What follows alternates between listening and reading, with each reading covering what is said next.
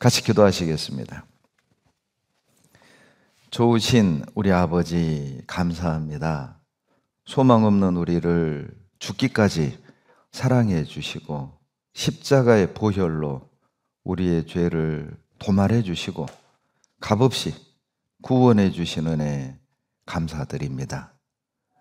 언제 주님 배울지 알지 못하나 주님 뵙기 전까지 받은 은혜를 보답하고 창조주 하나님, 구원해 주신 우리 아버지 하나님을 찬양하고 자랑하며 주님의 영광을 높이다가 하나님 만날 수 있는 은혜를 허락해 주시옵소서. 이 시간 성령께서 우리 가운데 두루 역사하셔서 식어진 우리 마음 다시 뜨겁게 회복시켜 주시고 말씀을 옳게 분별하고 자신을 주께 드리기를 힘쓰는 자녀들 되도록 도와주시옵소서. 거울과 같은 말씀 앞에 서서 지난 시간들을 돌아보고 반성하며 회개하고 돌이켜 우리의 삶을 주님께 온전히 드릴 수 있도록 우리 중심을 주장해 주시기를 간절히 바라고 원합니다. 우리 가운데 한 사람도 자기를 위해 사는 자, 자기를 위해 죽는 자 없게 하시고 먹든지 마시든지 살든지 죽든지 무엇을 하든지 주님의 영광을 위한 삶이 되게 도와주시옵소서. 썩어질 세상에 살지만 썩지 아니할 하늘의 영광을 바라보게 하시고 하나님 앞에 섰을 때 잘했다, 착하고 충성된 종아, 그 한마디를 소망하며 살아가도록 우리 걸음을 주장해 주시옵소서. 악하고 더러운 죄로부터 구별되게 하시고 우리 주님이 싫어하는 것 우리도 싫어하게 하시고 주님이 기뻐하시는 것 우리도 함께 기뻐하는 당연한 믿음을 주시기를 간절히 바라고 원합니다. 멀리 외국에서 복음 위해 수고하시는 선교사님들과 그 가정에도 합당한 은혜로 채워주시고 영육간에 강건케 하시고 가정에 평안을 주시기를 간구드립니다. 우리 평택교회와 후원관계를 맺고 있는 멕시코 에스카르세가 교회, 칠레 이끼께 교회, 캄보디아 시엔닉 교회 하나님 든든히 세워주시고 우리 신보윤 선교사님, 안덕근 선교사님, 서보성 선교사님 가정에도 은혜로 더하여 주시옵소서.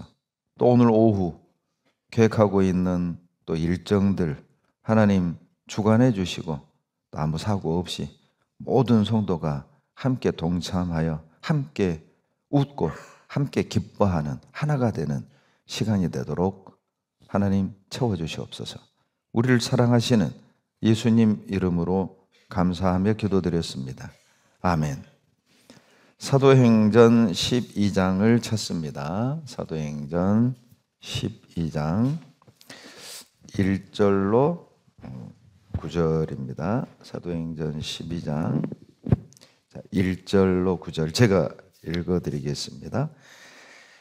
그때에 헤롯 왕이 손을 들어 교회 중 몇 사람을 해하려 하여 요한의 형제 야고보를 칼로 죽이니 유대인들이 이 일을 기뻐하는 것을 보고 베드로도 잡으려 할새 때는 무교절이라.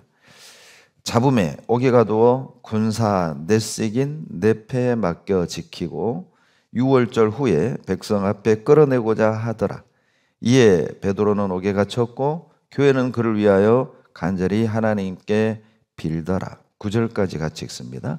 헤롯이 잡아내려고 하는 그 전날 밤에 베드로가 두 군사 틈에서 두 쇠사슬에 매여 누워 잤는데 파수꾼들이 문 밖에서 옥을 지키더니 호련히 주의 사자가 곁에 섬에 옥중에 광채가 조여하며 또 베드로의 옆구리를 쳐 깨워 가로되 급히 일어나라 하니 쇠사슬이 그 손에서 벗어지더라.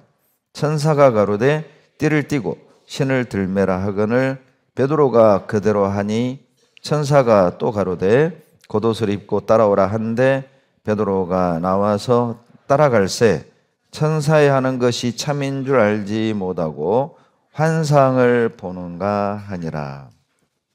오늘은 흔들어 깨우시는 하나님이라는 제목으로 함께 교훈을 받아보겠습니다. 사도행전 6장에 보면 유대교 지도자들에 의해 이제 교회를 향한 핍박이 시작이 됩니다. 그리고 사도행전 7장에서 사도 바울이 구원을 받죠. 구원을 받기 전 이름은 사울이었습니다. 그리고 구원을 받고 나서 이름을 하나님이 바울로 바꿔주시죠. 7장에서 사도 바울이 구원을 받고 난 뒤 잠깐 동안 교회 안에 평안이 찾아오고 그러면서 교회가 성장해 갑니다. 자라가죠. 그래서 사도행전 9장 31절에 보면 교회가 평안하여 든든히 서가고 그리고 수가 더 많아지니라. 잠깐의 시간이었지만 교회는 평안했고 그러면서 많은 사람이 구원을 받고 교회가 성장해 가고 있었습니다. 그러다가 12장 1절 그때에 바로 그때가 언제입니까? 교회가 평안하고 성장해 가고 있는 그때에 이제 다시 핍박이 시작이 되는데 사도행전 6장에서의 핍박은 유대교 지도자들에 의한 종교적인 어떤 핍박이었다면 이제 12장에서 일어나는 핍박은 헤롯 왕에 의한 어떤 정치적인 핍박, 국가 권력을 이용한 핍박이 시작이 된 거예요. 사도행전 6장에서 종교 지도자들이 핍박한 이유는 자신들의 기득권을 지키기 위함이었죠. 그런데 사도행전 12장에서 헤롯 대왕의 국가 권력을 이용한 핍박은 실은 자기 자신의 정치적 기반을 든든히 다지고자 하는 이유로 교회를 핍박하기 시작을 한 겁니다. 마치 내부 갈등을 잠재우기 위해 외부와의 갈등을 조장하는 것처럼 마치 자기 문제를 어때요? 다른 문제로 포커스를 초점을 흐리게 하기 위해서 돌리는 것이죠. 그래서 이 헤롯 왕이 교회를 핍박하기 시작한 거예요. 생각해 보세요. 국가 권력을 이용해서 핍박을 하기 때문에 사도행전 6장에서 종교 지도자들이 했던 핍박과는 차원이 다른 완전히 무서운 조직적으로 교회를 핍박을 하기 시작을 했던 것이죠. 더 심해졌던 겁니다. 성경에 헤롯이 많이 나옵니다. 그냥 헤롯 왕이라고만 읽으면 똑같은 인물로 오해를 하는데 여기서 말하는 헤롯 왕은 마태복음 2장에 나오는 헤롯 그 왕이 아니에요. 마태복음 2장의 헤롯 왕은 헤롯 대왕을 말하고요. 그 왕은 마치 예수님 2살 밑으로 그 남자애를 다 죽이라고 명했던 영아 학살이라고 하죠. 바로 그 헤롯 대왕이고요. 사도행전 12장에 나오는 이 헤롯 왕은 그 헤롯 대왕의 손자 헤롯 아그리빠 왕을 말하는 겁니다. 이 헤롯 아그리빠 왕은 우리가 잘 아는 헤로디아의 친오빠이기도 하죠. 희숙과 재혼한 헤로디아 있잖아요. 그 친오빠 그 헤롯 아그리빠 왕이 교회를 핍박하기 시작을 한 겁니다. 이것도 실은 우리에게 교훈이 되는데 교회가 평안하고 사도행전 9장 31절에서 구원받는 수가 많아지는 그 시점에 헤롯 왕의 조직적인 핍박이 시작이 되는 건 어때요? 우리에게도 어떤 교훈이 있습니까? 마귀는 항상 복음이 증거되고 교회가 평안하고 성장해 나아갈 때 반드시 사단도 역사한다. 복음을 회방한다. 교회가 성장하는 걸 막는다는 걸 알 수 있어요. 성령이 역사한다면 반드시 마귀도 역사하는 겁니다. 교회가 성장하도록, 교회가 평안하도록 마귀가 가만히 둘 리가 없죠. 정치 권력을 이용해서 외적인 핍박을 가할 수도 있고, 그리고 성도 간의 이간질에서 내분을 일으켜 교회가 쪼개지고 갈라지게 하는 것도 마귀의 역사의 한 방법일 수 있거든요. 그러니까 베드로전서 5장 8절에 근신하라 깨어라 너희 대적 마귀가 우는 사자같이 돌아다니며 삼킬 자를 찾나니. 여러분이 마귀라면 자, 구원받은 사람을 유혹하겠어요? 구원 안 받은 사람을 시험하겠어요? 당연히 구원 받은 사람을 시험하겠죠. 구원 받은 사람을 넘어뜨리겠죠. 왜냐하면 구원 받지 않은 사람들은 내버려 둬도 어때요? 그 지옥으로 갈 거니까. 근데 구원 받은 사람을 내버려 두면 가만 안 있잖아요. 끝까지 전도하고 많은 사람을 주님께로 인도하고 복음으로 인도하기 때문에 복음을 전하지 못하도록, 정상적인 신앙생활을 하지 못하도록 여러 가지 방법으로 우리의 믿음을 넘어뜨리려 하고 우리의 기쁨을 빼앗으려고 하고 우리의 확신을 흔들어 놓는 일들을 마귀는 할 거라는 겁니다.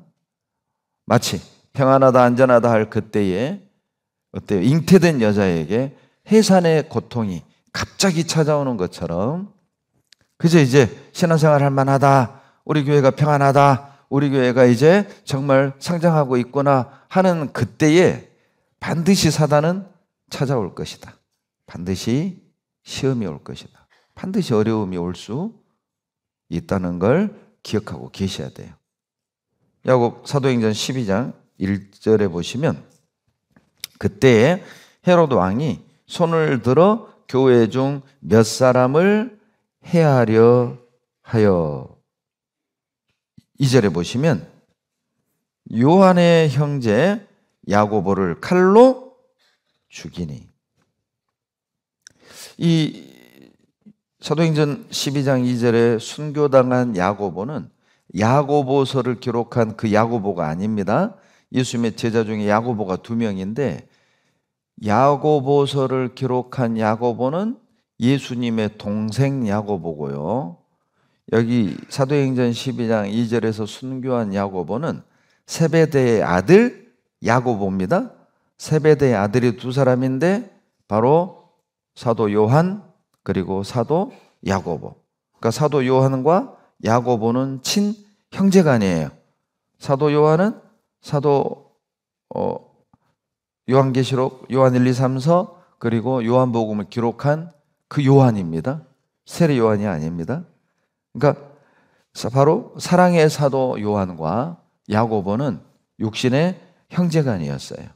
그런데 12제자 중에 가장 최초로 가장 처음 순교한 사도가 바로 사도행전 12장 2절에 야고보라는 것이죠.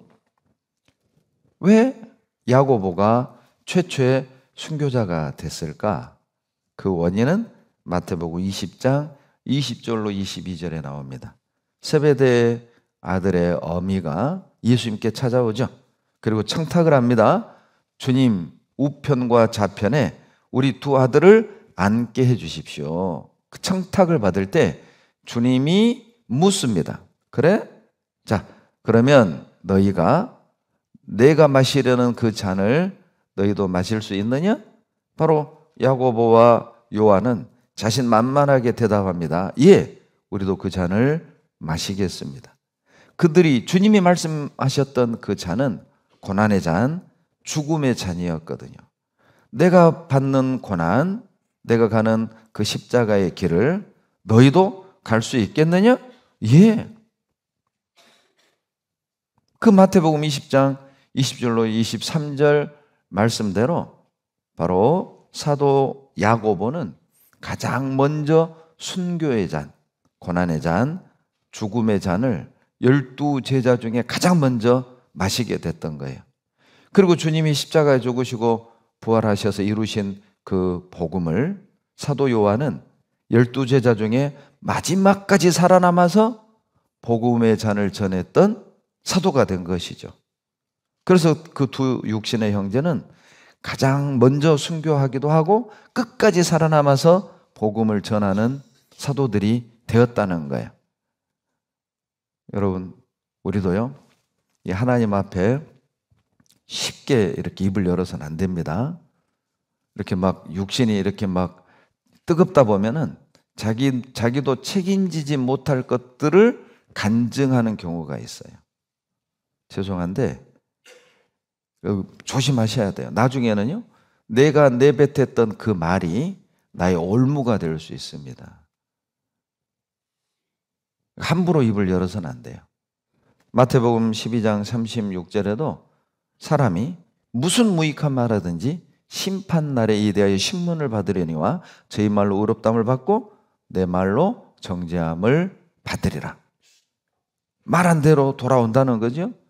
내가 말을 내뱉었다면 반드시 그대로 된다니까요. 전도서 5장 2절에도 너는 하나님 앞에서 함부로 입을 열지 말며 급한 마음으로 말을 하지 말라. 내 하나님은 하늘에 계시고 너는 땅에 있음이니라. 무슨 뜻이죠? 하늘에 있으면 안 보이는 곳이 없잖아요. 하나님 다 보고 있고 다 듣고 있으니까 아무리 화난다고, 아무리 그냥 분하다고 함부로 말하지 말라는 겁니다. 왜? 다 들으시고 그대로 갚으시고 그대로 이루신다니까요. 그래서 야고보가 가장 먼저 순교를 하게 된 거예요. 왜? 주님이 마시려는 그 잔 우리도 마실 수 있습니다. 영광의 잔인 줄 알았죠. 고난의 잔이었습니다. 죽음의 잔이었어요. 내뱉은 그 말대로 야고보는 가장 먼저 순교를 한 겁니다. 그런데 사도행전 12장에 보면 두 사도의 극명한 어떤 다른 결과가 나오는데 2절에서 사도 야고보는 순교를 당하지만 그런데 5절부터 보면은요, 옥에 갇힌 베드로, 사도 베드로는 하나님이 옥에서 구원해 주잖아요. 살려주잖아요. 아니, 똑같은 사도인데 왜 야고보는 순교를 하고 베드로는 감옥에서 살려주신 걸까? 이유가 뭘까? 베드로의 가야 할 길과 야고보의 가야 할 길이 달랐던 거죠. 잠언 16장 9절에 보면 사람이 마음으로 자기의 길을 계획할지라도 그 걸음을 인도하시는 분은 누구다고요? 예, 여호와시거든요. 여호와. 무슨 뜻입니까? 각 사람이 가야 할 코스가 있다는 거예요. 코스. 여기에 400명 넘는 우리 형제자매님들이 계신데 각자가 가야 할 코스가 다 달라요. 가야 할 길이 다 다르다는 겁니다. 그러니까 서로 시기, 질투, 부러워할 필요가 없어요. 김영재는 김영재대로, 박영재는 박영재대로, 배자매는 배자매대로, 염자매는 염자매대로. 일부러 없을 만한 성을 내가 고른 거예요. 또 오해할까 봐. 예. 요즘은 예화 들기도 힘들어요. 내 얘기하네 이럴까 봐.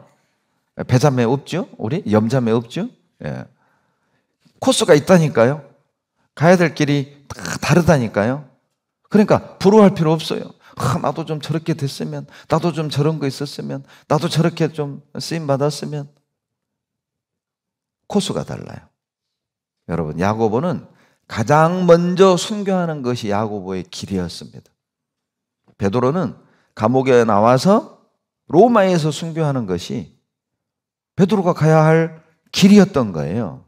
그러니까 12장 2절에서 야고보는 순교를 한 것이고 베드로는 감옥에서 구원해내는 거예요. 아직 가야 할 길이 베드로는 남았던 겁니다. 야고보는요, 죽음을 통해 전도했고 베드로는 살아서 전도한 거예요. 그들의 코스였습니다. 야고보도 기도하지 않았겠습니까? 야고보도 잡혀서 감옥에 갇혔잖아요. 베드로도 감옥에 갇혔을 때 얼마나 교회가 간절히 기도했다고 나오지 않습니까? 야고보가 감옥에 갇혔을 땐 교회가 기도 안 했을까요? 교회도 기도했고 분명히 야고보도 살려달라고, 기회를 달라고, 할 일이 남았다고 기도하지 않았겠어요? 그런데 야고보는 순교를 당한 거예요. 왜요? 야고보는 사명을 다 한 겁니다. 여러분, 언제 하나님이 우리를 데려갑니까?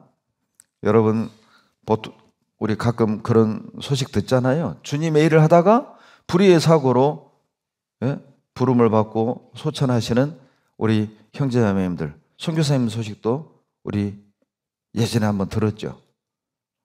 그때 우리는 혼란을 겪는 분도 계셔요. 아니 선교하러 갔는데, 주님 일을 하는데 아니 어떻게 하나님이 데려가? 그렇게 생각할 수 있잖아요. 여러분, 제가 다음에 죽음에 관한 설교를 할 텐데 왜 우리는 죽음을 부정적인 이미지로 생각을 할까요? 왜 우리는 죽는 것을 슬픈 일로, 안 좋은 일인 것처럼 생각을 하죠? 그럼 반대로 물어볼게요. 여러분, 이 땅에서 천년 만년 살고 싶으세요? 평택에서 몇 년 더 살고 싶어요? 5년? 이제 생각을 좀 바꾸셔야 됩니다. 왜 그분들이 선교를 가서 천국을 부름을 받았을까? 거기까지가 사명을 다 완수한 거예요. 여러분, 우리는 우리에게 맡겨진 사명을 다하는 날 주님의 부름을 받고 천국을 가는 겁니다. 야고보가 가장 먼저 순교를 한 것은 본인의 사명이 거기까지였던 것이죠. 그런데 자, 3절 보시죠. 야고보의 죽음을 보고요, 이 유대인들의 반응이 기뻐하는 겁니다. 3절에 유대인들이 이 일을 기뻐하는 것을 보고 베드로도 잡으려 할세.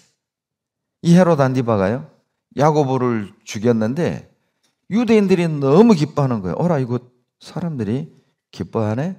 이제 자기의 어떤 지지 세력을 구축을 하고, 어때요? 자기의 어떤 인기를 끌어올리기 위해서, 우리나라로 말하면 여론조사할 때 어때요? 지지율을 반등을 꾀하기 위해서, 좋아, 베드로도 잡자. 베드로를 잡아들인 거예요. 여러분, 사람의 기쁨을 구하는 사람들은 더 큰 죄를 지을 가능성이 있어요. 사람들의 이목을 중요하게 여기는 사람들은요, 하나님으로부터 등 돌릴 가능성이 있고요, 사람들에게 인정받고 사람들에게 높임받기 좋아하는 사람들 있잖아요. 그 사람들은 더 큰 죄를 지을 가능성이 있다니까요. 헤롯 아그리빠를 보십시오. 야고보를 죽인 그 죄를 두려워하는 것이 아니라, 이거 봐라, 유대인들이 기뻐하네, 사람들이 기뻐하네, 한 명 더 죽이자. 그런데 어때요? 이제 피레미 죽이면 안 되잖아. 저 그리스도교의 괴수 우두머리 베드로잖아요. 우두머리를 잡은 거예요. 자기 딴에는.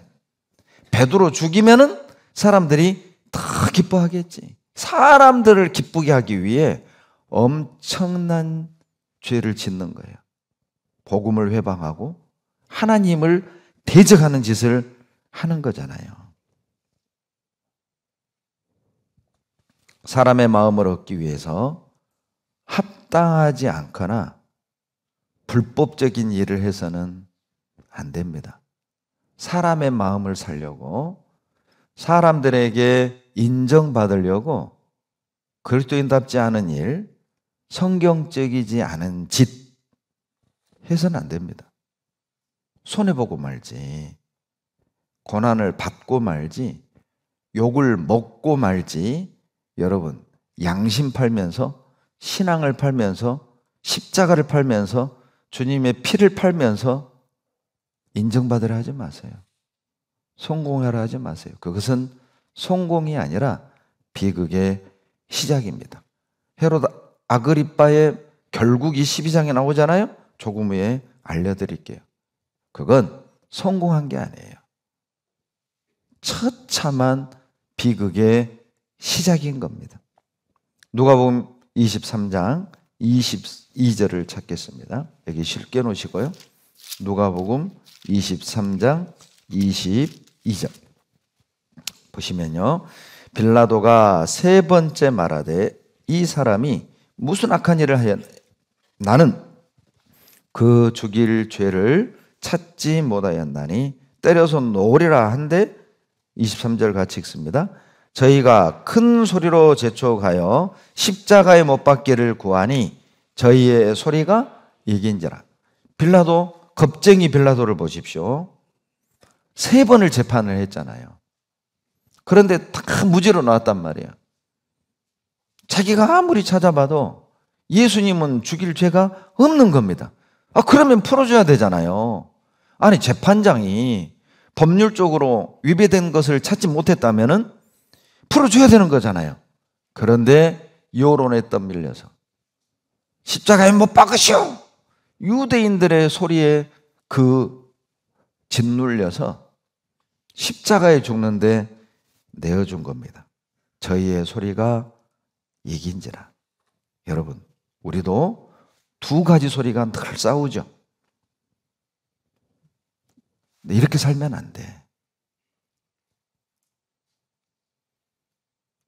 딱 한 번만. 우리는 늘 2가지 소리가 싸우잖아요. 우리는 성령의 소리가 이깁니까? 육신의 소리가 이깁니까? 직장에서도 2가지 소리가 싸우잖아요. 넌 하나님의 자녀야. 빛이 돼야지. 그런데 직장에서요. 한 번만, 딱 한 번만, 한 잔에 딱 한 번만. 위조, 변조해. 딱 한 번만. 그럼 승진할 수 있어. 그러면 돈 벌 수 있어. 딱 한 번만 양심의 소리를 틀어막아. 여러분, 우리도 빌라도가 될 수 있습니다. 육신의 소리가 이길 수 있다니까요. 세상의 소리가 이길 수 있다니까요. 그 소리에 짓눌려서 끌려가는 거야. 양심의 소리는 틀어막고 성령의 소리는 틀어막고 내 상황은 이럴 수밖에 없어. 이번 한 번만 딱 눈 감으면 다음부터는 뭐 잘하면 되지. 저희의 소리가 이긴지라. 육신의 소리가 이긴지라. 세상의 소리가 이긴지라. 여러분, 우리 시대는 인간의 소리가 진리를 이기는 시대죠. 우리 시대는 사람의 가르침이 하나님의 말씀을 이기는 시대잖아요.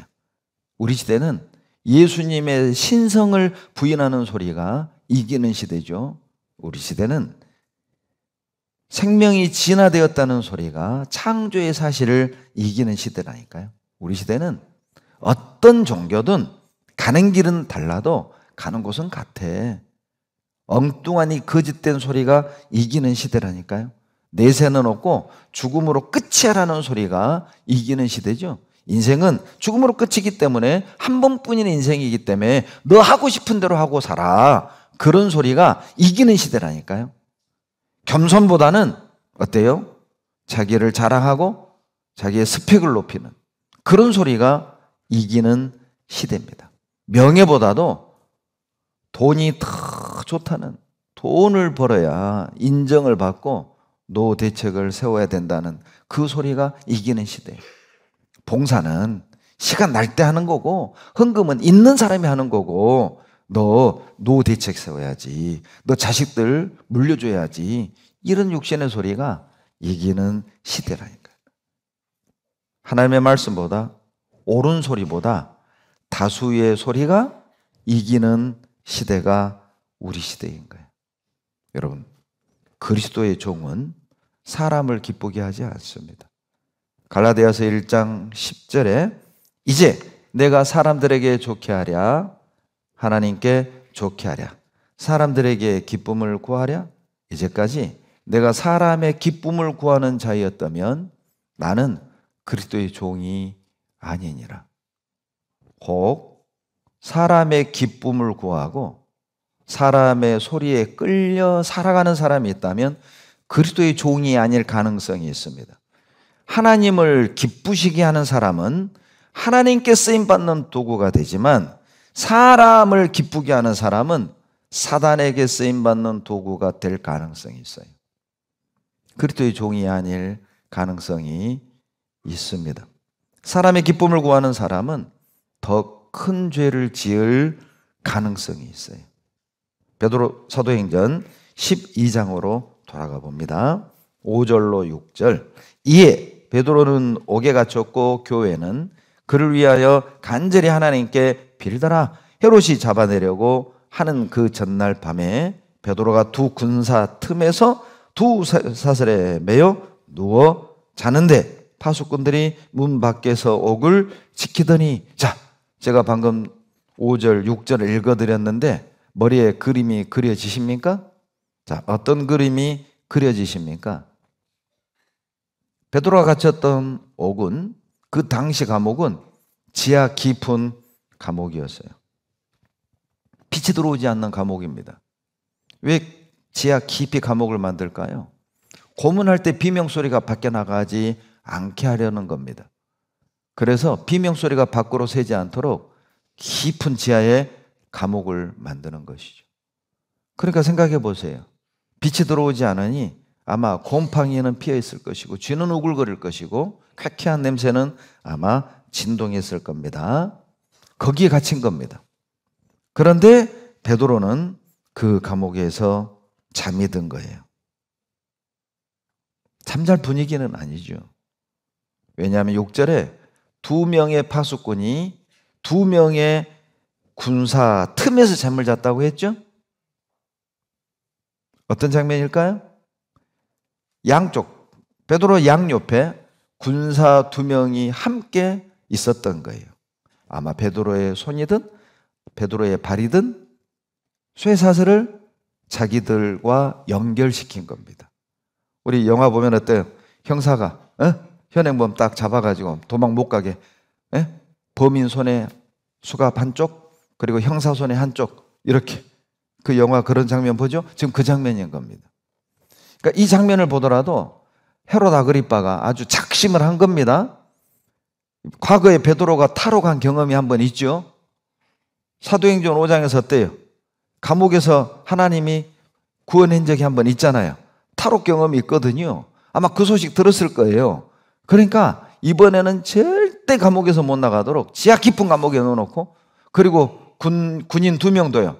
양옆에서 쇠사슬을 같이 딱 묶어가지고 하룻밤을 새게 한 거예요. 또 두 사람은요, 문을 지키는 겁니다. 4인 4조.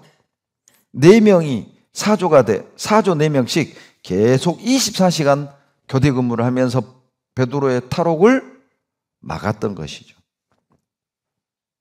그리고 놀라운 것은 이제 성 밖으로 나가는 그 문은 쇠로 된 문이에요. 최종적으로 그 문을 통과해야 됩니다.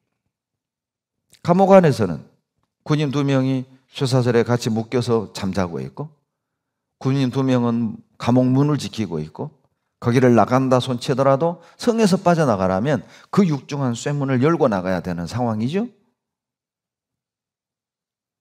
불가능한 겁니다. 그런데 자, 베드로의 모습을 보시죠. 잠자고 있어요. 어떻게 이게 가능했을까요? 여러분, 예수님이 겟세마네 동산에서 마지막 기도를 하고 잡히시는 그날, 우리는 베드로의 모습을 기억하고 있습니다. 베드로는 3번이나 부인을 했습니다. 그것도 저주하면서 부인했잖아요. 나 저 사람 몰라. 나 아는 사람 아니야. 일면식도 없는 사람이야. 그 겁쟁이 베드로가 어떻게 이 험악한 감옥에 들어와서 쇠사슬에 매인 채로 잠을 잘 수 있었을까? 이유는 요한복음 20장에 답이 나오죠. 여러분, 요한복음 20장 19절로 20절에서 부활하신 주님을 만나게 됩니다. 19절에 보면 제자들이 유대인들을 두려워하여 문들을 닫았더니, 문들을 닫았다고 말하는 걸 보면 마가의 다락방이 상당히 컸다는 걸 알 수 있고 문이 여러 개라는 걸 알 수 있죠. 상당히 큰 다락방이었어요. 120명이 모여도 될 다락방. 여러분, 우리는 다락방 하면은 지붕 천장 위에 있는 조그만 공간을 생각을 하지만 2층이라고 생각하시면 돼요. 2층 개념이에요. 여기 유대인들이 말하는 다락방. 그러니까 문이 여러 개였던 거죠. 그 문을 꼭꼭 걸어 잠근 거예요. 왜? 자기들이 믿는 예수님이 십자가에 죽은 걸 목격했잖아요. 얼마나 두려웠을까요? 그런데 주님이 그 다락방에 나타난 거예요. 문 열어다오 이렇게 들어온 게 아닙니다. 문을 다 걸어 잠궜는데 주님이 문을 통과하고 들어오신 거라니까요. 아마 기절초풍했을 거예요. 전부 다 막 벌벌벌 떨고 막 눈이 휘둥그레져 있으니 그 제자들을 향해서 했던 주님의 첫마디가 뭡니까? 너희에게 평강이 있을지어다.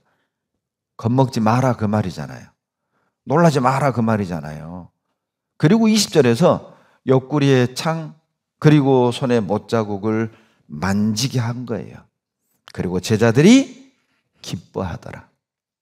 부활하신 주님을 베드로는 만났습니다. 부활하신 주님을 만난 베드로는 더 이상 요한복음 19장의 베드로가 아니에요. 겁쟁이 베드로가 아닙니다. 부활하신 예수님을 만난 베드로는 더 이상 예전의 베드로가 아니었다니까요. 이제 주님을 위해 죽어도 좋다.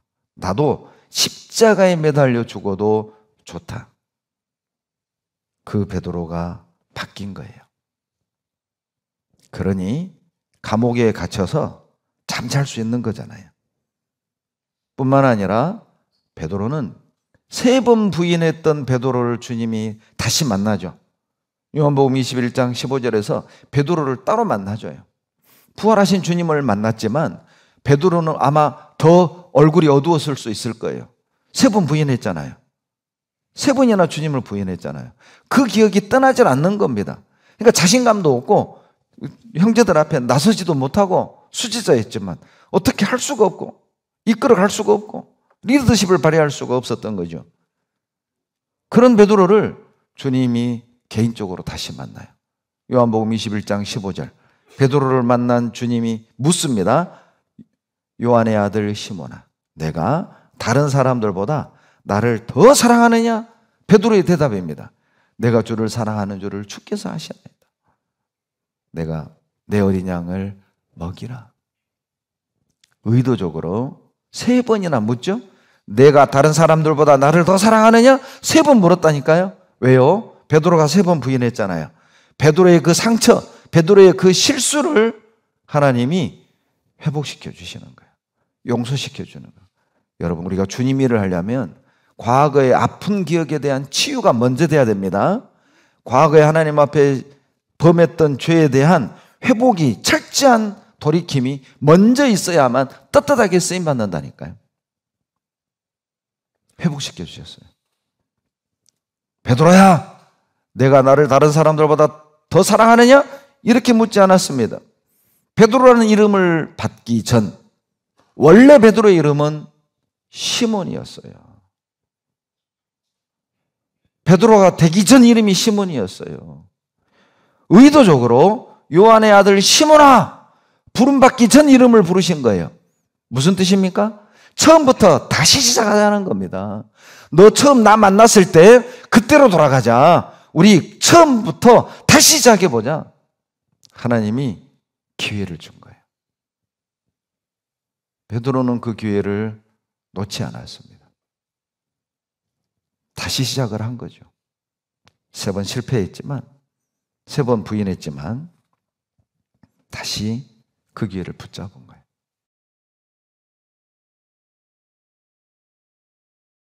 베드로는 3번의 실수, 용서를 받고 다시 처음부터 시작할 수 있는 기회를 잡은 겁니다. 또 한 가지, 베드로가, 그 겁쟁이 베드로가 이 열악한 감옥에서 쇠사슬을 매인 채로 잠이 들 수 있었던 것은 이 6절에 7절에 보면은요, 설잠 잔 게 아닙니다. 아주 깊은 잠을 들었다는 걸 알 수 있어요. 왜냐하면 천사가요, 옆구리를 발로 축 쳐서 깼다니까요. 성질 안 좋은 천사 아닙니다. 이 천사가 막 성질이 급하고, 야 베드로 일어나. 안 일어나거든. 일어나라니까 안 일어나거든요. 그러니까 발로 쳤어요. 옆구리를 쳐 깨웠다고 돼 있어요. 천사가 성질이 안 좋을 일은 없잖아요.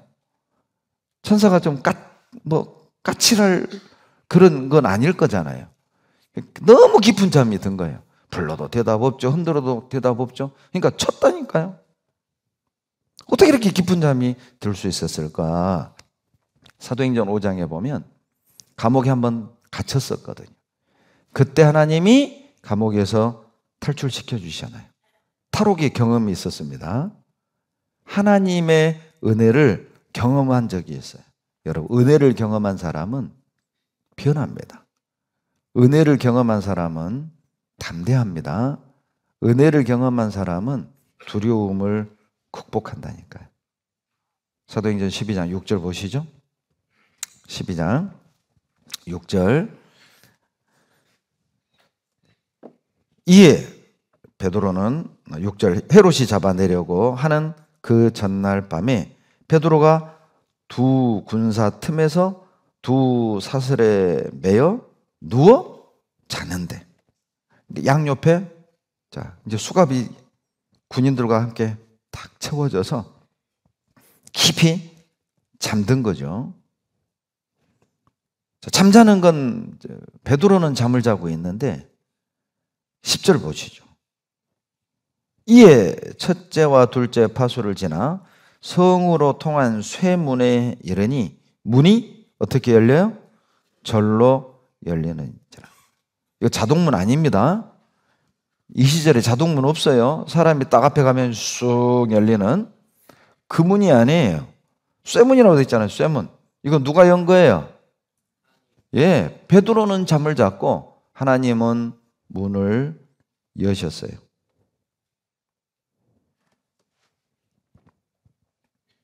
놀라운 건 헤롯은요, 지금 베드로를 죽이려고 작심을 한 겁니다. 야고보 죽였을 때 사람들이 기뻐하는 것을 보고 베드로를 죽이면 자기 인기가 더 높아질 거라는 기대를 가지고 반드시 내일 베드로 죽이겠다. 이제 아주 막 결심한 장면이죠. 자, 그런데 놀라운 것은 헤롯의 이 인간적인 노력, 도망 못 가도록 군인인 2명을 비치를 시키고 쇠사슬로 같이 묶어놓고 2명은 옥문 지키고 그리고 성문은 쇠문으로 돼 있고, 야, 어떻게 길을 빠져나가? 너는 죽은 목숨이야 라고 생각을 했죠. 그런데 쇠사슬은 풀렸고 옥문은 열렸고 쇠문은 열렸어요. 뭘 증거합니까? 오히려 베드로를 죽이려 했던 헤롯의 인간적인 노력은 하나님의 능력, 하나님의 살아계심을 증거하는 수단이 된 겁니다. 지금도 얼마나 많은 사람들이 성경을 공격하고 진리를 비난합니까? 그런데 성경을 공격하고 진리를 비난하는 그들의 노력은 오히려 성경이 사실이고 예수님의 신성을 증거하는 수단이 된 거예요. 예수님이 십자가에 죽으시고 무덤에 장사되었습니다. 설마한 유대교 지도자들은 저 예수가 살아생전에 3일 만에 다시 살아난다고 주장을 했다. 혹여라도 제자들이 예수의 시체를 가져다가 어디에 탁 은닉을 한 뒤 빈 무덤을 보고 예수님이 부활했다! 거짓말할 가능성이 있으니 자, 군대를 보내 지키자. 예수님의 무덤의 입구를 막은 돌은 2톤이 넘는 무거운 돌이었습니다. 그리고 굴려내지 못하도록 무덤 입구에 쇠를 박아서 그 돌과 함께 붙여버리고 그리고 거기에 인장을 붙인 거예요.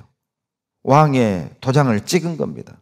진흙으로 해서 석회석으로 해서 왕의 도장을 딱 찍어서 굳어버린 거죠.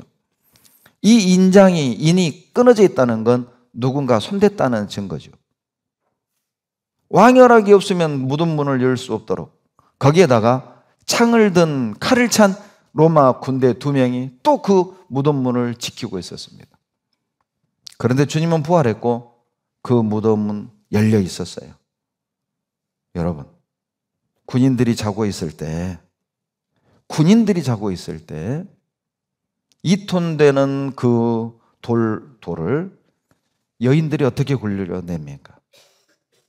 예수님이 잡히시던 밤, 예수님이 살아있을 때도 제자들은 다 도망갔는데 죽은 예수님 시체 도둑질 하려고 칼 차고 있는 로마 군인들이 잠든 사이에 2톤 되는 돌을 소리 나지 않게 굴려서 시체를 도둑질 해낸다고요? 그걸 믿어요? 오히려 유대 지도자들의 예수님의 무덤을 지켰던 그 노력은 예수님의 부활이 사실이라는 것을 반증하는 계기가 된 거예요. 예수님은 부활하셨습니다. 그분은 다시 살아나셨어요. 그리고 우리의 구세주가 되신 겁니다. 원수의 복음을 대적하는 노력은 아무런 효과가 없습니다. 오히려 하나님의 역사를 부각시킬 뿐인 것이죠. 사도행전 12장 7절입니다. 호련히 주의 사자가 곁에 섬에 옥중의 광채가 조요하며 또 베드로의 옆구리를 쳐 깨워 가로되 급히 일어나라 하니 쇠사슬이 그 손에서 벗어지더라. 분명히 흔들어 깨웠을 겁니다. 아마 분명히 천사도 베드로 이름을 불렀을 거예요. 예? 헤이 베드로 불렀을 거예요. 일어나라고. 그런데 안 일어나고 안 일어나. 깊이 잠들었거든요. 흔들었을 거라고. 그래도 안 일어나요. 옆구리를 쭉 쳤어요. 놀라서 베드로가 일어납니다. 일어나는 순간 어때요? 쇠사슬도 풀려버린 거죠. 하나님이 잠자고 있는 베드로를 흔들어 깨우듯 여러분 지금도 신앙적으로 자고 있는 우리를 하나님이 여러 가지 방법으로 흔들어 깨우십니다. 사람을 통해서 우리를 흔들어 깨우시는 경우가 있죠. 하나님 지금도 우리를 계속 흔들어 깨우셔요. 사무엘하 7장 14절에 보면 사람 막대기와 인생 채찍으로 징계하려니와. 이스라엘 백성들이 불순종할 때 하나님이 이스라엘 왕들이 불순종할 때 사람 막대기 인생 채찍으로 징계하겠다는 겁니다. 정신 차리도록 정신 차려! 사람 막대기 인생 채찍으로 깨워주겠다는 거죠. 여러분 지금도 사람을 통해서 우리 정신 번쩍 차리게 하잖아요. 제가 아는 어떤 어르신은요, 딸이 구원받고 그렇게 전도해도 말을 안 들어요. 이분이요, 그때 당시 막 70, 80 다 된 노인인데 가죽 잠바에 가죽 바지에 검은 부츠 딱 신고요. 이거 이렇게 타는 오토바이 뭐예요 그거? 할리 데이비스? 아무튼 할리 그거 타요. 그거 타. 이 노인이 오토바이를 타고 다녀요. 70 후반이신데. 그러니까 멋쟁이야 멋쟁이. 그러니까 말씀을 안 듣는 거예요. 그러던 어느 날 이 외손자가요, 유치원 다니는 손자가 할아버지에게 전화를 한 거예요. 그리고 이 손자가 울면서요, 할아버지 돼지였으면 좋겠어요. 그러니까 할아버지가 깜짝 놀란 거예요. 이놈아, 왜 할아버지가 돼지였으면 좋아? 돼지는 지옥 안 가잖아요. 그런데 할아버지는 지옥 가잖아요. 세상에 이 어린 손자 말에요, 정신이 번쩍 들었대요. 얘야 울지 마라. 할아버지 말씀 들을게. 그리고 말씀 듣고 구원을 받고 그 지역교회 은장회장 하셨어요. 어린아이 입을 여시잖아요. 정신 번쩍 들도록 흔들어 깨우는 거거든요. 여러분 윌리엄 부스가 복음을 전하는데 결과도 없고 반응도 차갑고 코가 쭉 빠져 있었을 때 어떤 이방인이 다가와서 윌리엄 부스에게 톡 쏴붙였대요. 당신이 말하는 것처럼 천국이 진짜 있고 지옥이 진짜 있다면 나는 당신처럼 외치지 않겠다. 피를 토하도록 외쳐야 되지 않느냐? 천국이 있다면, 지옥이 있다면. 그 이방인의 말 한마디에 윌리엄 부스는 정신이 번쩍 들었어요. 맞다. 천국이 있는데, 지옥이 사실인데 내가 이렇게 외칠 수 없지. 그리고 만든 것이 바로 구세군입니다. 군인처럼 전도하자.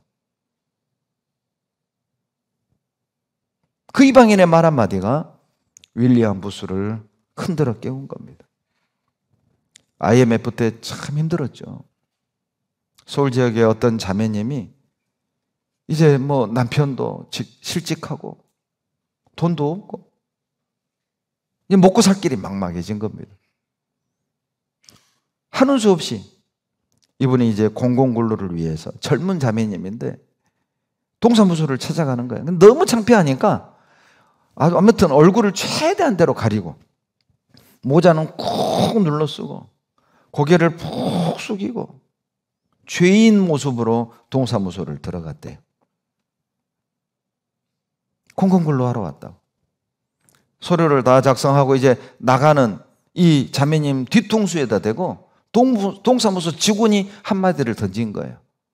아주머니, 하늘이 무너져도 솟아날 구멍이 있답니다. 힘내세요. 눈물이 주르르 흘렀답니다. 창피해서가 아니라 세상에 저 아저씨는 우리나라 속담을 저렇게 확실히 믿고 사는데 나는 하나님의 말씀을 못 믿었구나. 너무 창피해서 울었대요. 그 이방인 한마디가 자매님을 흔들어 깨운 거예요. 여러분, 때로는 형제자매들의 기도를 통해 우리를 일깨웁니다. 사도행전 12장 5절에 보면 베드로는 옥에 갇히고 교회는 간절히 기도했다고 나오잖아요. 이것이 교회 갈 일입니다. 여러분, 교회 갈 일이 뭡니까? 가난 중에, 고난 중에, 절망 중에 있는 형제자매를 돌아보고 그들을 위해 간절히 기도하는 겁니다. 그리고 교회가 또 하나 해야 할 일이 무엇입니까? 일꾼들을 위해 간절히 기도하는 거예요. 제가요, 우리 은장의 어르신들을 정말 좋아하는 이유가 우리 은장의 어르신들은 그런 분들이 참 많아요. 저를 볼 때마다 목사님 기도하고 있습니다. 아침에 일어나면 제일 먼저 수첩 꺼내서 소식자 앞에 있는 전도인들 이름 다 불러가며 기도하고 봉사회장단, 어머니 회장단, 제가 아는 어떤 할아버지는 그 기도하는데 2시간 걸려요. 2시간. 2시간 동안 전도인들, 또 당신이 아는 전국의 전도자들, 그리고 당신 교회의 임원들 일일이 이름을 불러가면서 여러분, 그분들의 기도가 교회를 지키고 있는 겁니다. 교회가 잠자지 않게 딱 흔들어 깨우는 거라고. 목사님을 위해 기도하고 있습니다. 그 말을 들을 때마다 정신이 번쩍번쩍 든다니까요. 내가 이렇게 살면 안 되지. 내가 말씀을 이렇게 준비하면 안 되지. 내가 형제자매를 이렇게 섬기면 안 되지. 흔들어 깨우는 거라고. 때로는요, 우리가 겪는 그 고난이요, 하나님이 나를 흔들어 깨우는 방법일 수 있습니다. 빌립보서 1장 12절에 사도 바울이 빌립보 감옥에 갇히잖아요. 그리고 하는 말이 나의 매임이, 나의 당한 일이 도리어 복음의 진보가 된 줄을 내가 아노라. 바울이 당한 일이 뭡니까? 빌립보 감옥에 갇힌 거잖아요.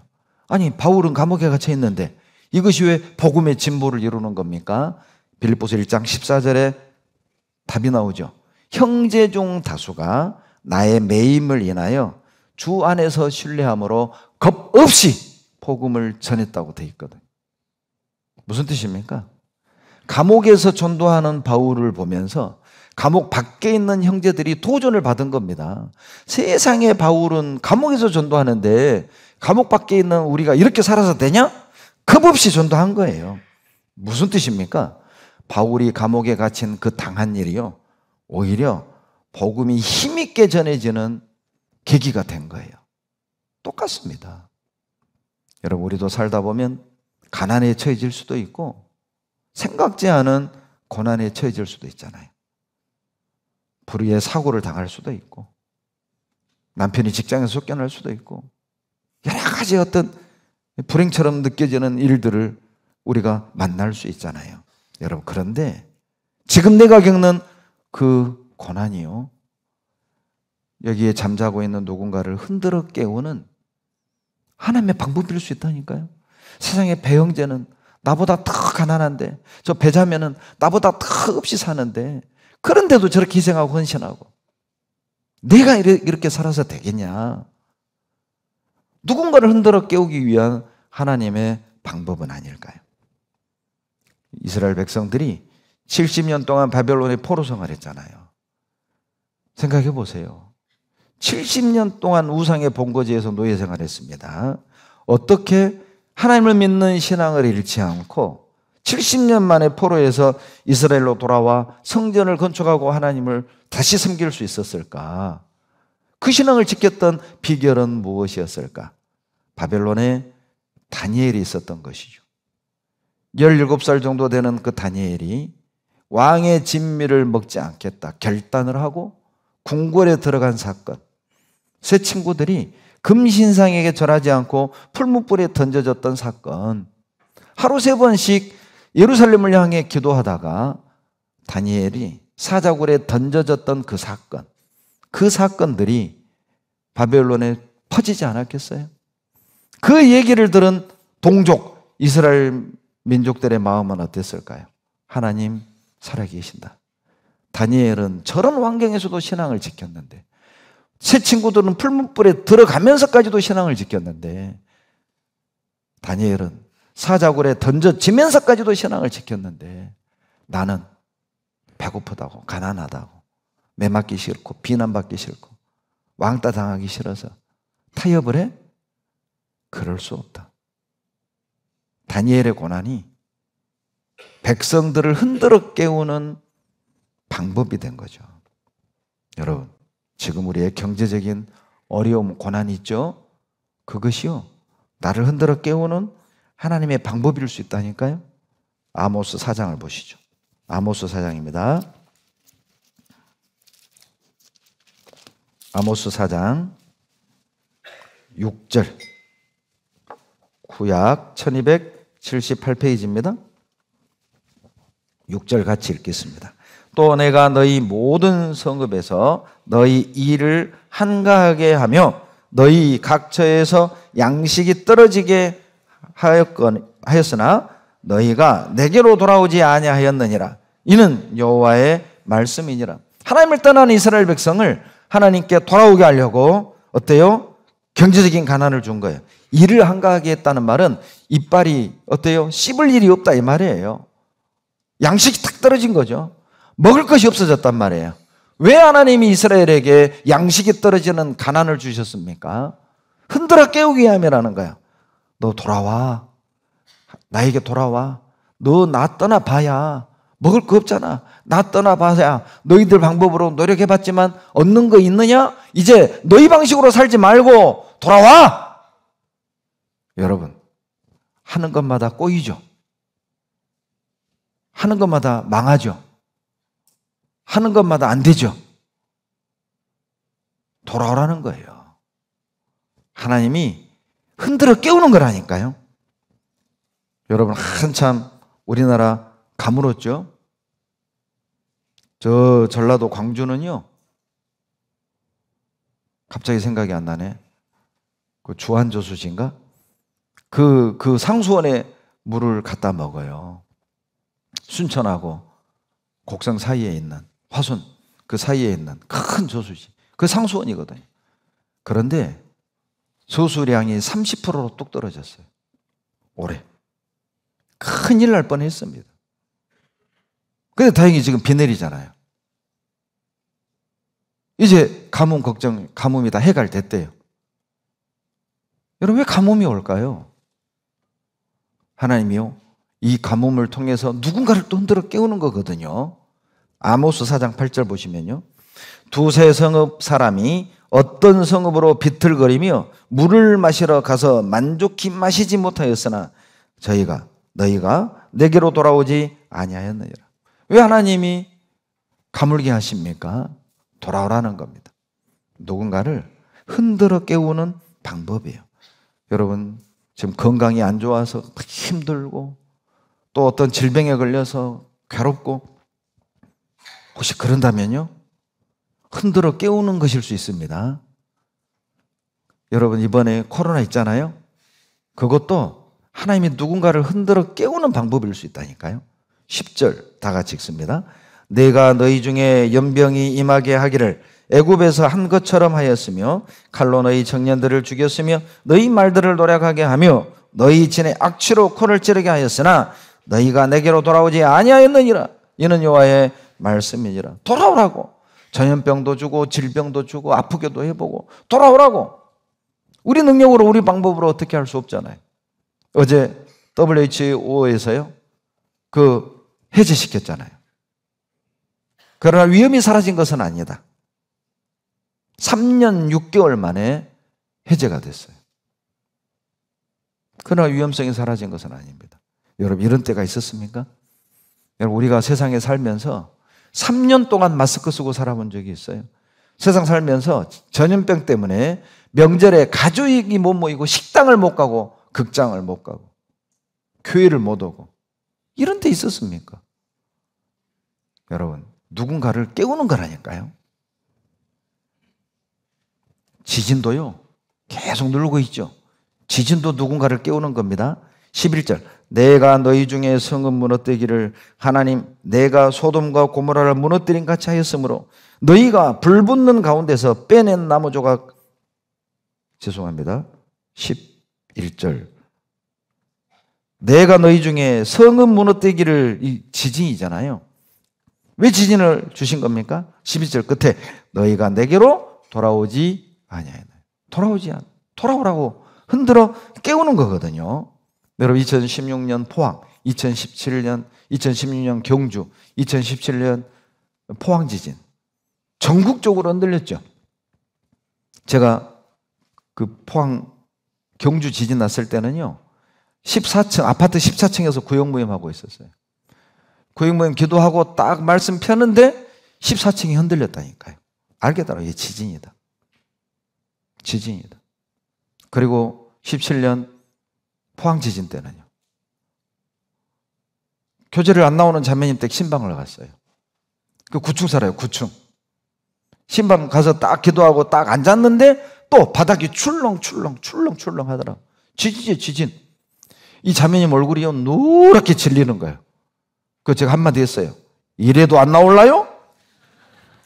나갈게요. 여러분, 왜 하나님이 지진을 허락하시죠? 누군가를 흔들어 깨우는 거라고. 복 받을 사람은 딱 깨어나고 복 못 받을 사람은 끝까지 자다가 죽는 거예요. 잘 보세요. 하나님이 흔들어 깨울 때 안 일어나잖아요. 죽습니다. 조금 후에 보여드릴게요. 이제 일어나셔야 돼요. 사건 사고를 우리가 만나잖아요. 뭐 자동차 사고도 나고 어떤 사건이 많이 일어나잖아요. 그것을 통해서 하나님이 우리를 흔들어 깨우는 것일 수 있어요. 요나서 1장에 보면 하나님이 요나에게 니느웨로 가서 전도하라고 그랬잖아요. 싫으니까 어때요? 배 타고 다시시로 갔는데 풍랑 만났잖아요. 여러분, 왜 풍랑이 일어난 겁니까? 배 밑창에서 잠자고 있는 요나를 깨우기 위함이었어요. 일어나! 안 일어나는 겁니다. 선장이 배 밑에 내려갔잖아요. 당신 누구야? 뭐 하는 사람이야? 아, 나 하나님의 사람이고 전도자인데 하나님이 니느웨로 가서 복음 전하라고 했는데 내가 싫어서 다시스로 가는 길이다. 너 때문이다. 요나를 바다에 던지잖아요. 왜 풍랑이 일어난 겁니까? 왜 그런 사건이 일어난 겁니까? 왜 그런 사고가 일어나는 거죠? 누군가를 깨우기 위함이라니까요. 일어나라고 태풍을 보내고, 일어나라고 사고가 나고, 일어나라고 깨어나라고 사건이 발생되는 겁니다. 제가 상담했던 어떤 청년 자매는요 교회를 떠났어요. 이방인처럼 살았대요. 어느 날 이제 놀러 가려고 버스를 탁 타고 가는데요 차가 엄청 막히더래요. 그리고 계속 서 있는데 어떤 자가용 한 대가요 도로 한가운데 딱 서 있는데 이렇게 봤더니 아무도 사람이 없더래. 빈 차가 도로 한가운데 딱 서 있는 거예요. 그 차 때문에 채증이 있었던 거예요. 순간 이 자매 머리가요 바짝 섰대. 휴거다. 이 빈 차 아무도 없어. 너무 두려워가지고요 그 길로 교회 와서 상담받고 구원받고 신앙생활을. 아마 그 사고 나가지고 아마 사고 처리하고 있었을 거예요. 그 차 주인들. 예? 왜 하나님이 우리에게 그런 사건 사고를 허락하십니까? 누군가를 흔들어 깨우는 거라니까요. 여러분, 우리가 살다가 그런 사고나 어떤 사건을 경험할 때가 있죠. 그때 기억하세요. 지금의 가난, 지금의 고난, 지금의 아픔, 지금의 질병, 하나님이 나를 깨우는 것일 수 있다. 말씀을 통해서 또 흔들어 깨웁니다. 여러분, 원래 제가 나는 그리스도인입니다라는 시리즈로 설교하기로 했잖아요. 그런데 오늘 이 설교로 바꿨어요. 아마 이 설교가 누군가를 흔들어 깨우기 위함일 거라고. 너 그렇게 살지 마. 너 구원 받았어? 너 지금 이 모습으로 나 만나도 돼? 하나님이 흔드는 거라고. 너 확실히 구원 받았어? 너 지금 나 만나도 자신 있어? 부끄러운 거 없어? 후회 없어? 흔들어 깨우는 거라니까요. 학개서 1장 13절입니다. 학개서 1장 13절.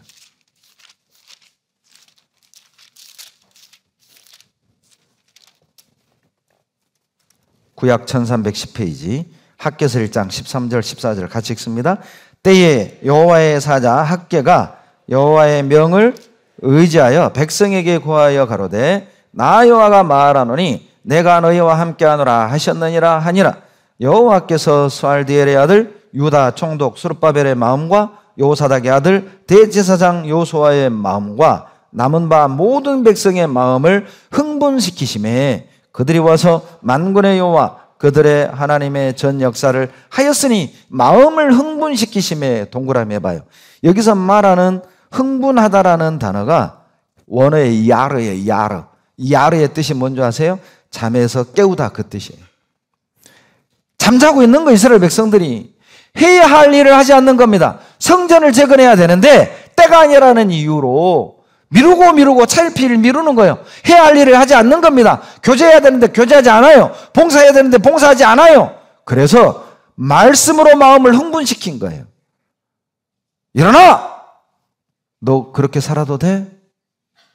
오늘 이 말씀을 들으면서 누군가의 마음이 흥분되기를 바랍니다. 이렇게 살면 안 되겠다. 내가 이렇게 주님 만나도 돼? 성전은 건축하지 않고 자기 집을 꾸미고 자기 집 확장하고 가구 바꾸고 그 재미로 산 거야. 이 당시 이스라엘 백성들이 말이죠. 너 그렇게 살아도 돼? 너 왜 사냐? 사는 목적이 뭐냐? 정말 주님을 사랑하는 거냐? 주님을 위해 사는 게 맞냐? 흥분시키는 거예요. 그 물음에 대답을 하셔야 됩니다. 주님 위해 살고 있습니까? 주님을 위해 돈을 벌고 주님을 위해 사업을 하고 주님을 위해 직장생활을 하고 주님께 쓰임 받고는 있는 겁니까?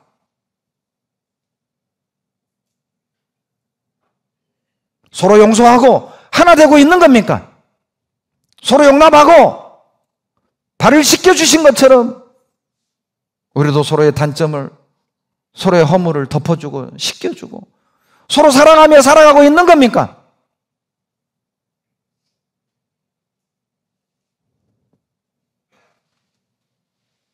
말씀을 들을 때 흥분되셔야 돼요.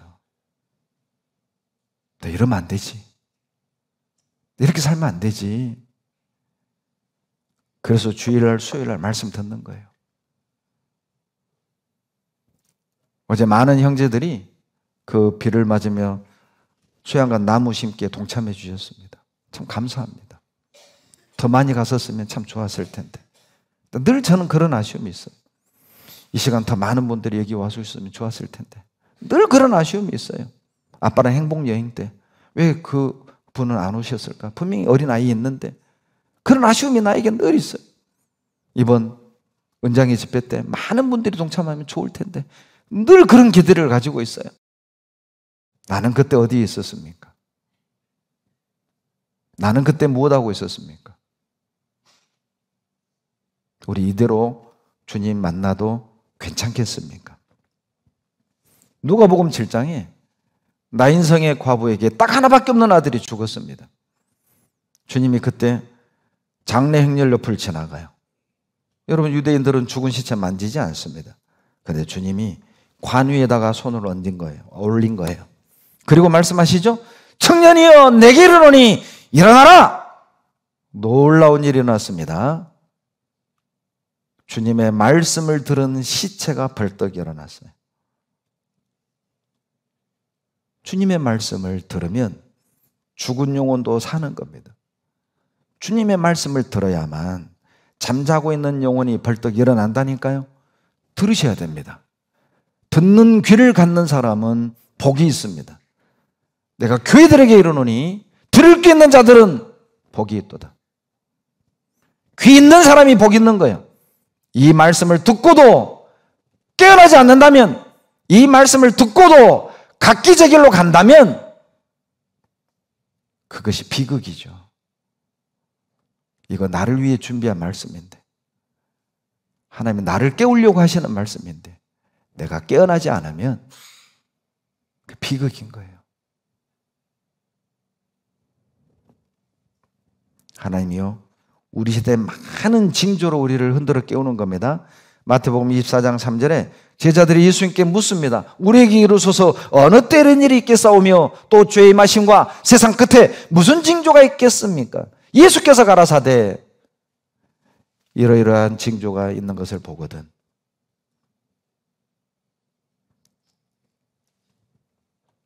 인자가 문 앞에 이른 줄 알라.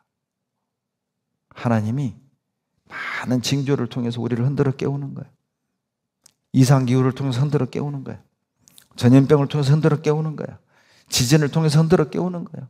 우크라이나 전쟁을 통해서 우리를 흔들어 깨우는 거예요. 수단의 내전을 통해서 흔들어 깨우는 거예요. 물가가 치솟죠? 흔들어 깨우는 거예요. 그런데 우리는 뜨거운 물 속에 있는 개구리 마냥 서서히 삶아 죽어가는 것도 모르고 가만히 있다가 뻗어 죽어요. 참 개구리 미련하죠. 그런데 개구리가 삶아 죽잖아요. 이렇게 쫙 뻗어요. 그래서 개구리탕을 만세탕이라고 그래요. 지금 만세하고 있잖아요.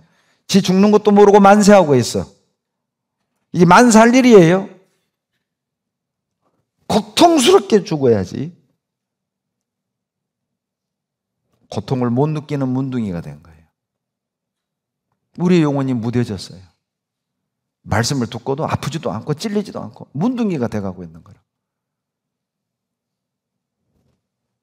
하나님이요, 우주 만물을 통해서도 깨웁니다. 3번 부인했을 때 마가복음 14장 22절에 닭이 3번 울잖아요. 닭이 울음을 들었던 베드로가 통곡을 하고 울어요. 주님 말씀하셨죠. 닭이 3번 울기 전에 너가 나를 3번 부인하리라. 놀랍게도 3번 부인했을 때 닭이 2번 울죠. 그때 주님이 하신 말씀이 생각나 통곡하고 울잖아요. 그래서 베드로가 안 먹는 음식이 치킨이라나? 예? 닭만 보면 막 손이 떨려. 그때 그 사건이 생각나. 부인했었지. 예. 그래서 닭을 만든 겁니다. 베드로 깨우려고. 여러분, 개미를 그래서 만든 거예요. 게으른 자들 깨우려고. 하나님이 소와 나귀를 만든 거예요. 왜? 불순종하는 각기의 길로 가는 이스라엘 백성과 어리석은 자식들을 흔들어 깨우려고. 이사야 1장 3절에 소는 그 임자를 알고 나귀는 제 주인의 구유를 알건만은 이스라엘은 알지 못하고 나의 백성은 깨닫지 못하는도다. 여러분, 소나 나귀는 내버려둬도요, 해 떨어지면 제 발로 자기 집에 갑니다. 그런데 주님의 자녀들은요, 각기 제 길로 가잖아요. 해가 떨어지는데도, 주님 곧 오시는데도 자기 하고 싶은 일 따라, 배우고 싶은 것 따라, 여가 생활을 따라, 돈 벌러, 즐기러, 죄지으러 각기 제 길로 가잖아요. 돌아오질 않아. 주님께로 오질 않아요. 그래서 소와 나귀를 만든 거예요. 소는 임자를 알고 나귀는 주인의 구유를 알건만은 이스라엘 백성은 알지 못하고 내 백성은 깨닫지 못하는도다. 아직도 못 깨달아. 우주 만물을 통해서 흔들어 깨우는 겁니다. 여러분, 벌레는 왜 만들었습니까? 박넝쿨은 왜 만들었습니까? 요나 흔들어 깨웠잖아요. 박넝쿨을 심어놓고 그늘에 앉아서 니네 망하는 꼴 봐야지. 그런데 하나님이 벌레를 보내서 박농쿨을 물어 죽였잖아요. 짜증 내면서 하나님 나 죽여주세요. 주님이 요나에게 말씀하십니다. 너가 심지 않은 박농쿨을 너가 그렇게 아꼈거늘 저 니느웨 성에 좌우를 분별하지 못하는 10만이 넘는 어린 그 영혼들을 내가 아끼는 것이 강하지 아니하느냐? 여러분도 아끼는 거 있죠? 자동차 아끼고, 애완견 아끼고, 예? 돈도 아끼고, 재물도 아끼고, 예? 여러분 집에 난도 아끼고, 화초도 아끼고, 그렇게 아끼면서 하나님이 대신 죽은 영혼들은요, 여러분 가족들, 구원받지 못한 가족들은 지금 어떻게 하는 겁니까? 주님이 피로 사신 이 교회는 여러분 정말 아끼긴 하는 겁니까? 형제자매들은 정말 아끼고 있습니까? 요나 흔들어 깨우려고 벌레를 만들고 박농쿨을 만드는 거예요. 여러분, 흔들어 깨우는데 반응하지 않으면 죽습니다. 사도행전 12장 7절입니다. 사도행전 12장 7절. 호련히 주의 사자가 곁에 섬에 옥중에 광채가 조요하며 또 베드로의 옆구리를 쳐 깨워 가로되 급히 일어나라. 여러분, 이 치다라는 히브리어 원어가 참 놀라운 것은요, 죽이다라는 원어와 같아요. 이 한 단어에서 옆구리를 치다라는 단어도 나오고 죽이다라는 단어도 나왔어요. 참 교훈되죠? 무슨 의미일까요? 하나님이 칠 때 일어나라 그 말이에요. 칠 때 안 일어나면 너 죽는다 그 말이에요. 하나님이 칠 때 일어나세요. 하나님이 흔들어 깨울 때 일어나야 한다니까요. 그러나 베드로는 일어났지만 하나님의 손길인 걸 몰랐죠? 8절. 천사가 가로되 띠를 띠고 신을 들매라 하거늘 베드로가 그대로 하니 천사가 또 가로되 겉옷을 입고 따라오라 한데 9절. 베드로가 나와서 따라갈새 천사의 하는 것이 참인 줄 알지 못하고 환상을 보는 거 아니라 꿈인 줄 알았어요. 꿈꾸는 줄 알았다고. 그러나 깨닫지 못했지만은 천사가 하라는 대로 따라갔잖아요. 순종했잖아요. 그 결과 정신이 번쩍 들었습니다. 11절 다 같이 읽습니다. 이에 베드로가 정신이 나서 가로되 내가 이제야 참으로 주께서 그의 천사를 보내어 나를 헤롯의 손과 유대 백성의 모든 기대에서 벗어나게 하신 줄 알겠노라 하여 정신이 났어요. 여러분, 오늘 말씀 듣고도 정신 못 차렸습니까? 괜찮아요. 수요일 말씀 들으세요. 수요 말씀 듣고도 정신 못 차리겠습니까? 다음 주 주일 말씀 또 들으세요. 다음 주 주일 말씀 듣고도 정신이 안 차려져요? 그 다음 주 3교구 집회 들으세요. 그거 듣고도 정신이 안 차려져요? 그 주 주일 말씀을 또 들으면 돼요. 그래도 정신 안 차려져요? 수요 말씀 들으세요. 그래도 정신이 안 돌아와요? 계속 들으시라니까요. 순간 정신 돌아옵니다. 순간 정신 차린다니까. 계속 들으시라고요. 있어야 될 곳에 있으십시오. 그러면 어느 순간 이렇게 살면 안 되겠다. 딱 정신 돌아온다니까요. 말씀이 들어오기 시작하는 겁니다. 말씀이 들어오기 시작하는 거예요. 집중하잖아요. 들어옵니다. 피곤해도요, 들어온다니까요. 집중해 보세요. 정신 바짝 차려보라고. 피곤해도 말씀이 들어와요. 눈꺼풀 안 감깁니다.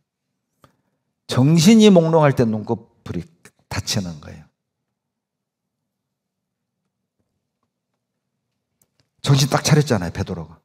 베드로도 처음에 몰랐다니까요. 꿈인가? 환상인가? 그런데 어때요? 천사가 끄는 대로 쭉 따라가다가 나중에는 정신 딱 차린 거예요. 예. 여러분, 구원 확신 없어도요, 계속 말씀 들으세요. 어느 날 딱 확신 생긴다니까요. 신앙생활이 재미없어도요, 계속 위치 지키고 말씀 들으세요. 어느 날 딱 맛을 깨닫는다니까요.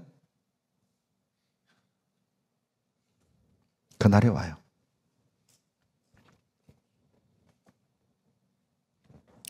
사도행전 12장 11절에 보면 이제요, 깨어있는 사람의 모습이 나오죠. 하나님이 흔드실 때 다 깨어난 사람은요, 첫 번째 교제를 찾습니다. 12장 11절로 12절에 이에 베드로가 정신이 나서 12절 다 같이 읽습니다. 깨닫고 마가라는 요한의 어머니 마리아의 집에 가니 여러 사람이 모여 기도하더라. 정신이 딱 번쩍 들고 했던 첫 번째 행동이 뭐죠? 마가의 어머니 집으로 쫓아갔어요. 왜? 평소에 거기서 형제자매들이 모였거든요. 늘 모이던 장소, 교제하던 장소, 그리 뛰어가면 형제자매들이 있을 걸 알고 간 거예요. 깨어있는 사람은 교제를 찾습니다.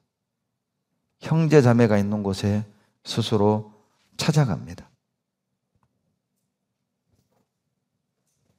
그리고 14절, 기다릴 줄 알아요.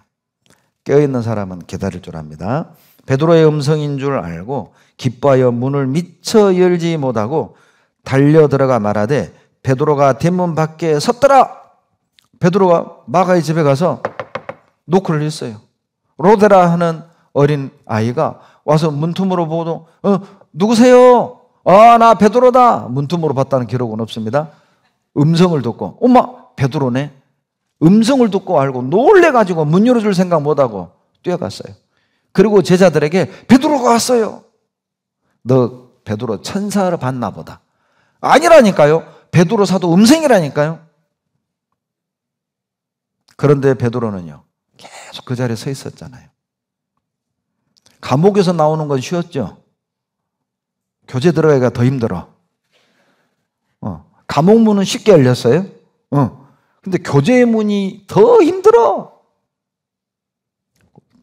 신화생활 하다 보면은요, 감옥 문은 주님이 열어주셨지만 교제의 문은 우리가 열어야 된다는 걸 기억하세요. 남편을 향해 문을 내가 열어야 돼요. 네? 나하고 서먹서먹한 형제자매 있죠? 그 문 내가 먼저 열어야 한다니까요. 감옥 문 여는 건 쉬운데 아이러니한 건 교제의 문 열기가 더 힘들어. 슬픈 일이죠. 어찌 우리끼리 그 문 열기가 그렇게 힘든 걸까요? 어쩌다 이렇게 된 겁니까? 무엇 때문에 이렇게 된 겁니까? 누구 때문에 이렇게 된 겁니까? 이제 여세요. 그 문을 주님 만나기 전에 열어야 돼요. 천국 문을 여는 것보다 다친 형제자매의 마음을 여는 것이 더 힘들 때가 있죠. 그러나 베드로는 기다렸습니다. 열어줄 때까지 계속 기다렸어요. 그리고 열어주죠. 이제 내가 열 차례예요. 안 열어줘도 계속 기다리세요. 내가 너 아니면 교제할 사람 없는 줄 아냐? 너가 나를 그렇게 대우해? 그래 한번 해보자. 그러지 말고 기다리세요. 그러면 열릴 거예요. 오늘 이 말씀은 누군가의 마음을 열라고 누군가를 흔들어 깨우는 말씀이라니까요. 그렇다면 이제 깨어나십시오. 그렇다면 이제 열어야 되지 않겠습니까? 사도행전 12장 23절을 찾겠습니다. 12장 23절 같이 24절까지 읽겠습니다. 헤롯이 영광을 하나님께로 돌리지 아니하는 고로 주의 사자가 고치니 충이 먹어 죽으니라. 하나님의 말씀은 흥왕하여 더하더라. 참 놀라운 장면이죠. 야고보를 죽이고 베드로를 감옥에 가두었던 헤롯 아그리빠 왕이 23절 충이 먹어 죽었어요. 여기도 친이라고 돼 있죠. 하나님이 베드로도 쳤고 헤롯도 쳤죠. 그런데 베드로는 살았고 헤롯은 죽었어요. 그래서 치다라는 단어가 두 가지 의미가 있는 거예요. 죽는다는 의미도 있어요. 하나님이 칠 때 정신 바짝 안 차리면, 하나님이 칠 때 일어나지 않으면 죽는 겁니다. 야고보를 죽였던 헤롯은 죽었습니다. 베드로를 감옥에 가뒀던 헤롯은 죽었습니다. 그러나 말씀은 흥왕이 더 퍼졌어요. 여러분, 그리스도인을 옥에 가둘 수는 있지만 말씀을 옥에 가둘 수는 없습니다. 그리스도인을 막을 수는 있지만 복음을 막을 수는 없습니다. 말씀은 더 강력하게 퍼진 거예요. 신처럼 행세하던 헤롯이 고작 벌레에 죽었습니다. 여러분, 사람이 아무리 대단해 보여도 별거 아닙니다. 아무것도 아니에요. 헤롯 왕을 보십시오. 벌레 먹어 죽었잖아요. 별거 아니에요. 벌레에 죽을 인생이에요. 그런데 왕 행세하지 말아요. 왕처럼 군림하려 하지 말아요. 우리 별것 아닙니다. 바이러스에 감염되어 죽는 그런 인생이잖아요. 눈에 보이지 않는 벌레에 의해 죽임을 당하는 인생이라고요. 겸손하십시다. 더 낮추십시다. 마음을 이제 열고 일어날 때가 됐어요. 로마서 13장 11절 보고 마치겠습니다. 로마서 13장 11절 다 같이 읽겠습니다. 또한 너희가 이 시기를 알거니와 자다가 깰 때가 벌써 되었으니 이는 이제 우리의 구원이 처음 믿을 때보다 가까웠습니다. 이제 일어날 때가 됐습니다. 하나님이 여러 가지 방법으로 우리를 흔들어 깨우고 있습니다. 반응하십시다. 주님의 부름에 반응하셔야 합니다. 기도하겠습니다. 사랑이 많으신 하나님, 감사드립니다. 여러 가지 방법으로 잠자고 있는 우리를 흔들어 깨워주심에 감사드립니다. 이제 깊은 잠에서 깨어 주님이 맡기신 사명, 주님이 맡기신 직분을 잘 감당하고 주님의 일을 다하고 주님을 만날 수 있도록 하나님 도와주시옵소서. 교회가 계획하고 있는 모든 일에 모든 형제자매들이 동참하고 협력하여 손을 이루고 하나님께 영광을 돌릴 수 있도록 도와주시옵소서. 하루하루의 삶을 통해 주님을 자랑하고 주님을 증거하고 주님을 높이는 우리의 삶이 되게 도와주십시오. 주님만으로 만족하는 우리가 되도록 도와주시옵소서. 우리를 사랑하시는 예수님 이름으로 감사하며 기도드렸습니다. 아멘.